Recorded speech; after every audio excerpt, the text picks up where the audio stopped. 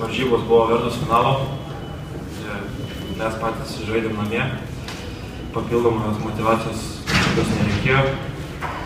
Finalas yra finalas ir sakau, viską nulėmė, kad mes likome kartu nuo pirmos minutės iki paskutinės.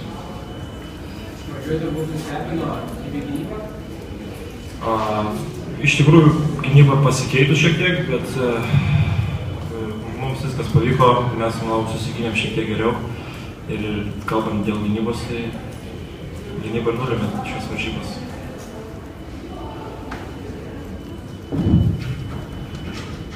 Na, aš galiu pasakyti, kai turnyras baigėsi komandos pergalė, tai galima vertinti, kaip tikrai labai gerą. Na, tikrai norėjau pasveikinti visų pirma žaidėjus, paskui visą aptarnaujantį personalą ir klubo vadovus ir sirgalius su mūsų komandos pergalė.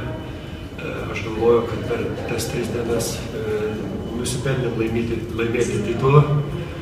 Galbūt pati rungtynių pradžia ir pats jų galas nebuvo čempioniškas, bet aš galvoju, kad šiaip užtikrintai kontroliavom rungtynių eigą, pakankamai susikrovę atsargai taškų ir buvom, kad ir tos paskutinės nervuotos minutės nebebuvo labai pavojingos.